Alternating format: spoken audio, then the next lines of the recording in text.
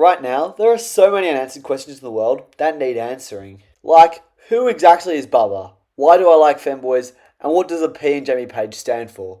This is a topic that has been fiercely debated by many Twitter intellectuals, but to no avail. Even Jamie Paige herself doesn't know what the P stands for. But can we really trust someone with two first names? Some people say that the P in Jamie Paige stands for producer because there's a bit of an industry trend of vocaloid producers sticking that little P at the end of their name. But I don't think this is so. To find out what the P stands for, I'll be checking her discography. That's the only musical buzzword I know.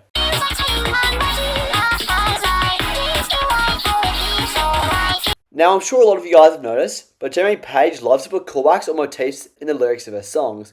So it's not out of the realm of possibility to assume that every time a powerful word that starts with P appears in her lyrics for one of her songs, it's all a part of an elaborate treasure map to provide us clues on what the P for Jamie Paige stands for. All across the Constant Companions album, there are the motifs I was talking about earlier, like using Beck and Call at the start of both Machine Love and I Wish I Could Fall, for example, showing the interconnectivity of her songs. And we're blinded by the bittersweet nature of these songs, unable to see the bigger picture of what's going on, as she's dropping hints left, right and centre about what the P could stand for. Circling back a bit, in I Wish I Could Fall, there's only one non-verb word starting with the letter P, and that word is purpose, which isn't the answer to our question, but merely a hint towards it, because she's telling us that she's doing this on purpose. So, I decided to dig deeper and look at some of our older songs.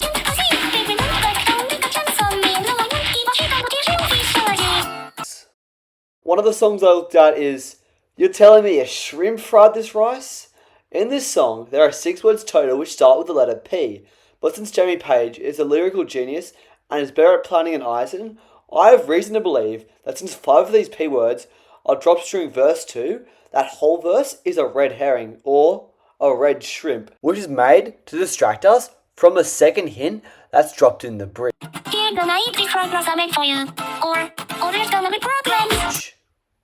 Which I'm sure you just heard was problem. And what do we do with problems? That's right, we solve them. So let's turn our attention to the hit single Bird Brain. Bird Brain is a song which, in my own words, has a lyrical detail where Taylor recites a bunch of obscure words before calling herself a bird brain, which isn't something you'd associate with being a bird brain, showing us that you should never underestimate your own intelligence. Which I never do, because as a result of this revelation, which I came up with entirely by myself, I found out one of the possibilities and what the P in Jamie Paige could stand for. You see, it's not as if Jamie's putting one P word per song as a hint to find out what the P stands for, because that'd be too obvious. Sometimes the hardest answers in life are right in front of us. It's like looking for a key to break into an apartment building and realizing that the key was hidden under the suspiciously placed pot plant. As you see, although there might be a lot of P words in this song, there's a